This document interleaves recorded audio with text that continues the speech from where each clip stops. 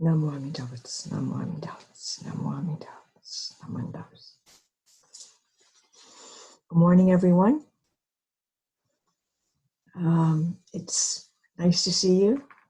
I'm imagining you in the Hondo at the Buddhist Church of San Francisco, and we have the soft, natural light flowing through our windows, and we smell the incense burning and the smoke rising from the incense burning urn. And we have people scattered throughout the Hondo and trickling in. This is how we gather on Sundays usually, or possibly on Wednesdays for mindfulness, or once a month Saturday for metta. We gather in our sanctuary, our Hondo, our sacred space.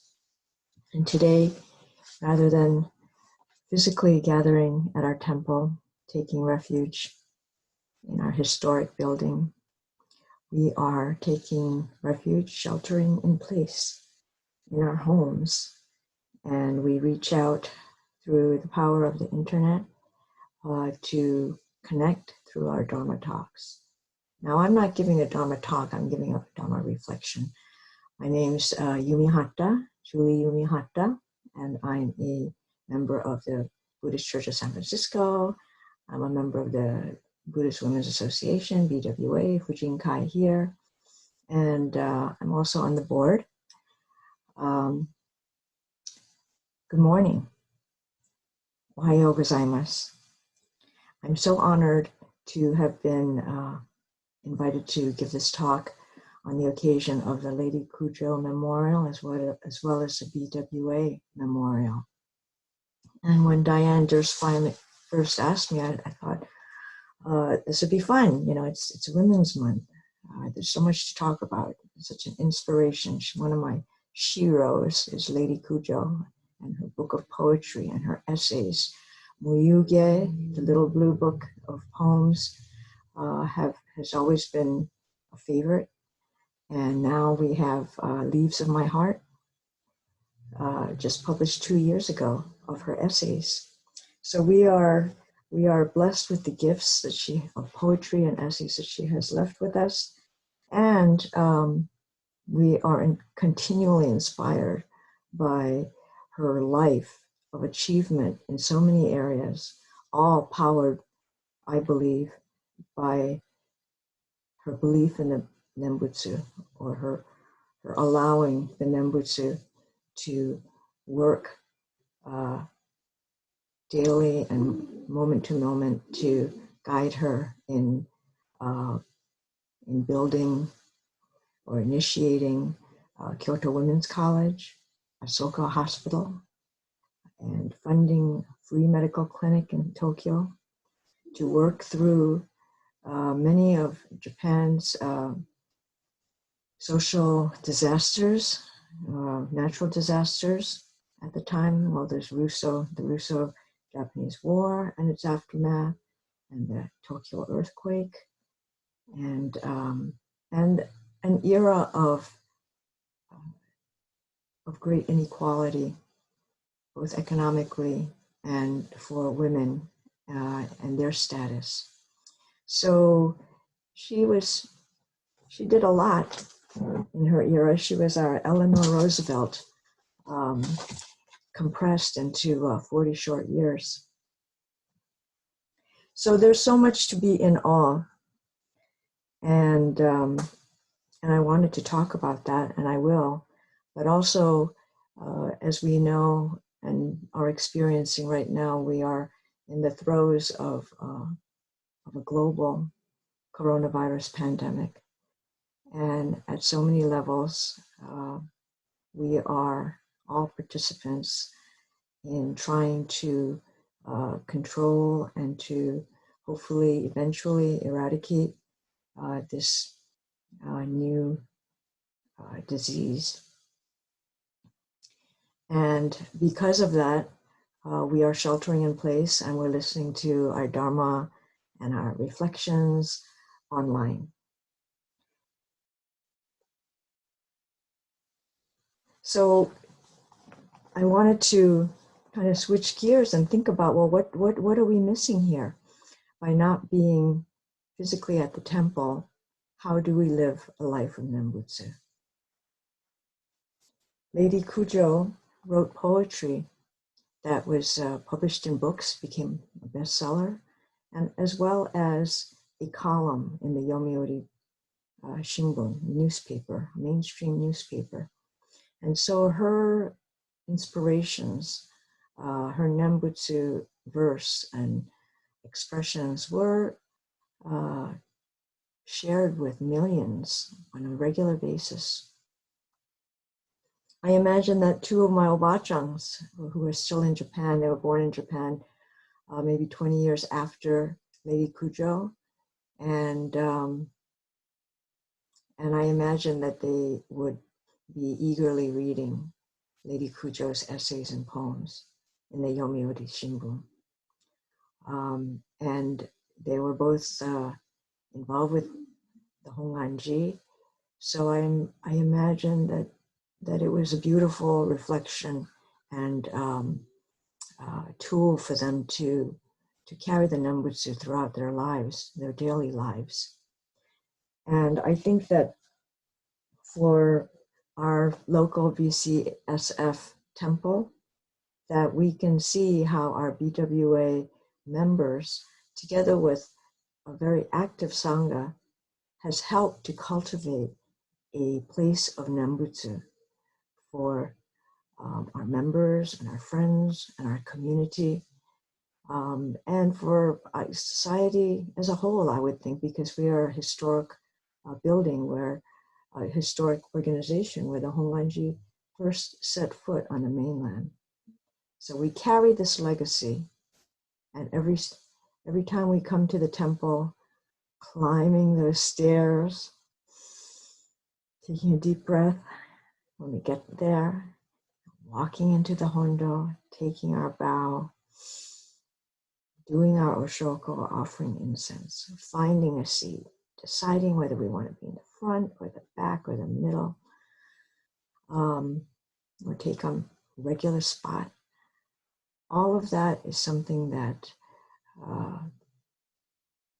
has provided comfort, security, been a refuge for our minds and hearts. And I think that now that we're at home, we can appreciate all that goes into making that place possible.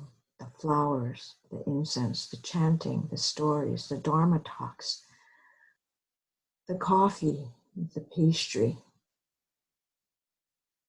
the friendly smiles, the catching up of news, the little informal meetings that take place in the social hall, buying of tickets, planning events coming up.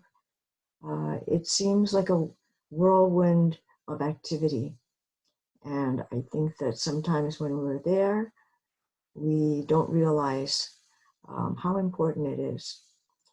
And if anything, staying at home gives us that perspective of what we have as far as a Sangha and a temple. We also see that it's not just the physical space that is important, but now is a time to appreciate our relationships and connections. And that as we reflect at home and find our inner peace and calm and serenity, hearing the Nembutsu, feeling the Nembutsu light, that we do keep in touch with our friends, our family, our neighbors, and we do what we can to support shelter in place and other ways that our government is trying to control this pandemic. We had a nice mindfulness session online this past Wednesday, and we had, I believe, 9 to 12 people coming online on Zoom at the same time and doing silent, mindful meditation and participating in a Dharma chat afterwards. And it was great to see people in real time and check in with people. So I think that we will try more of this, and we look forward to that. Often we're in the social hall, having our coffee or tea and goodies from Benkyo-do or homemade from many people, and we have a large screen with beautiful images, photos, videos of all of our recent activities. So it's like Sangha mirror on screen, put together by Kevin Yosa, photos by Keith, Suzanne Yamada, other people just taking pictures of our Sangha to enjoy, reflect, share. And so that's something that we might miss, but Kevin has also made that available to our Sangha membership. And so it's really nice to be able to also enjoy that. I wanted to appreciate especially our BWA because our members have been integral to the temple operations and our infrastructure. And not just in the traditional way that people may imagine when we say BWA or Fujinkai, having to do with the mouth-watering feasts, food affairs, service of tremendously delicious buffets. And that is certainly something that we appreciate. But also, much beyond that, or in addition to that, our BWA is an essential social service group, reaching out to our elders and also doing all kinds of service, being the front line for our memorial services and otoki, snacks and refreshments with our services, and making sure that families of the bereaved are taken care of. And many of our members also are participating in our Sangha projects to work with homeless shelters in the city, the interfaith programs. Many of our members are also out at protests and vigils to show our concern and our care about immigrants now being detained by ICE due to very inhumane policies. Participating in Sudo for Solidarity, a national Japanese American and allies movement to remind our society that mass incarceration, indefinite incarceration of children and families did happen before, and let us not continue to repeat that human rights violation. And many of us are right now trying to support actions to make sure that some of the detainees, particularly in the Northwest Tacoma ICE detention center, are released during this coronavirus pandemic in a confined environment like the detention centers. We can only imagine the health and fatality rates that could easily occur. So as we miss our temple, as we recreate in our mind our temple and our Sangha, there are ways to be active and to help out if we can, if we choose to join with others who are taking action in many different levels. So I wanted to close with kind of an essay and a poem that Lady Kujo wrote on April 18, 1926, and it's called Gasho from the Heart. Trapped in a world of chaotic change, we seek an eternal, unchanging existence There is nothing to rely on in this fleeting world. Everything here is transient. There is not a thing to be proud of in this worldly life where our karma conditions dictate that we spend our lives chasing after illusions. Sadly, we try to hide our spiritual poverty by wrapping ourselves in the finery of grand illusions. Exhausted, we must walk a dark path of suffering that stretches endlessly into the distance. How sorry I feel for people caught in this state. But when we openly lament the way we are, when we humbly place our hands in gasho from the heart, we will clearly see the bright torch raised high for lost and deluded seekers to gaze upon.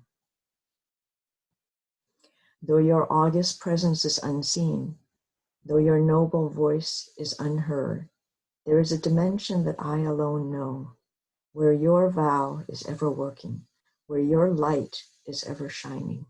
As I kneel with hands placed together without a shred of doubt, I joyfully receive you with this gasho from my heart.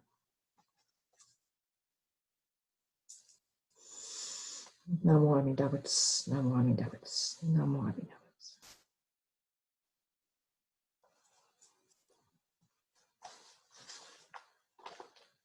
Thank you very much for listening. Take care, everyone. Let's stay in touch. 皆様、日本語の